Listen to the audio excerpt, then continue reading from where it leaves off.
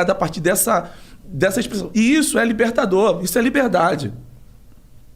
Liberdade não é uma coisa que combina muito bem com uma religião que se propõe a ser controladora, né? Hegemônica. Sim.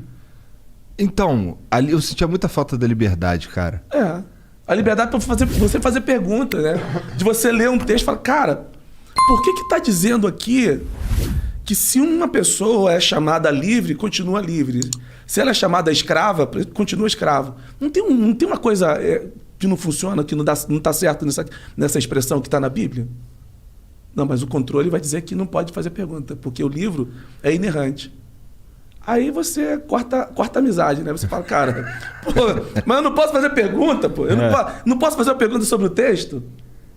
Será que não dá para questionar? Assim, só uma perguntinha que eu tenho aqui, por que que...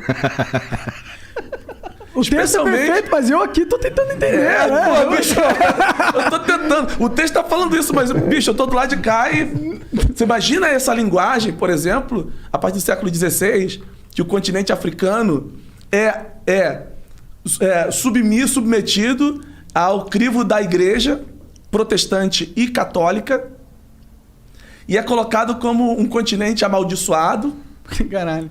E que a Europa, agora cristã, tem autoridade de controlar a África porque os negros africanos são filhos amaldiçoados de Noé e eles precisam de salvação e nós somos os salvadores. Porque os colonizadores não chegavam na África e não vieram para a América na condição simplesmente de missionários. Eles vieram na condição de colonizadores, de donos. E eles tinham o respaldo da igreja. E tinham um aparato, uma leitura teológica, uma interpretação teológica que justificava a escravidão de seres humanos. Em nome de Jesus, pô. Aí você imagina um negro escravizado sendo trazido nos tumbeiros, arrancado das suas histórias, arrancado das suas origens, arrancado da sua ancestralidade e da sua leitura do sagrado, que é demonizada, e eles chegam na América escravizados, e os escravistas falam assim, olha, foi o Deus cristão, inclusive, que nos deu vocês.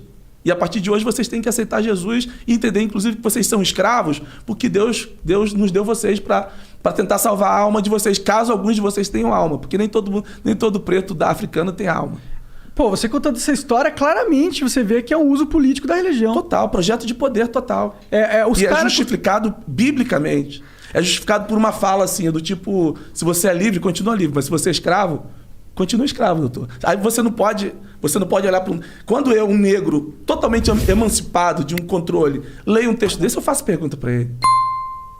Com certeza, cara. Eu faço pergunta, falo, cara, tem alguma coisa errada aqui, irmão. Porque é exatamente esse texto que vai ser usado pela coroa inglesa para justificar a escravidão do século XVII para frente.